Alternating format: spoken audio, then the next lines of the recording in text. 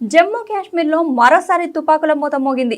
కుల్గాం జిల్లాలో భద్రతా బలగాలు ఉగ్రవాదుల మధ్య జరిగిన భీకర ఎన్కౌంటర్లో ఒక ఉగ్రవాది హతమయ్యాడు. ఆపరేషన్ అఖిల్ ఇంకా కొనసాగుతున్నట్లు సైన్యం శనివారం ఉదయం అధికారికంగా వెల్లడించింది. కుల్గాం జిల్లా పరిధిలోని అకల్ అటవీ ప్రాంతంలో ఉగ్రవాదులు నక్కి ఉన్నారన్న పక్కా సమాచారంతో భద్రతా బలగాలు శుక్రవారం గాలింపు చర్యలు చేపట్టాయి.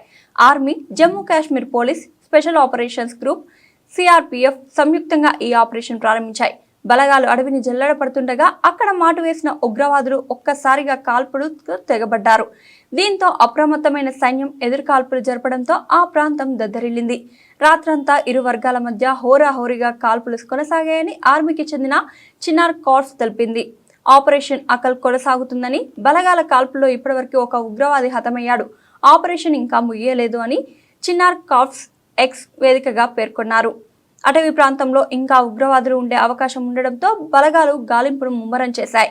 కాశ్మీర్ లోయలో ఇటీవలి కాలంలో భద్రతా బలగాలు ఉగ్రవాద ఏరివేత చర్యలను వేగవంతం చేశాయి.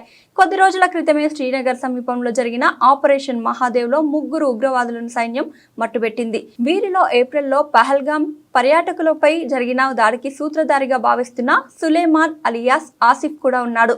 అదేవిధంగా గురువారం పూంచ్ సెక్టార్లో నియంత్రణ రేఖ వద్ద పాకిస్తాన్ నుంచి చొరబడిన 2 ఉగ్రవాదులను బలగాలు హతమార్చాయి. తాజా ఘటనతో లోయలో భద్రత మరింత కట్టుదిట్టం చేశారు.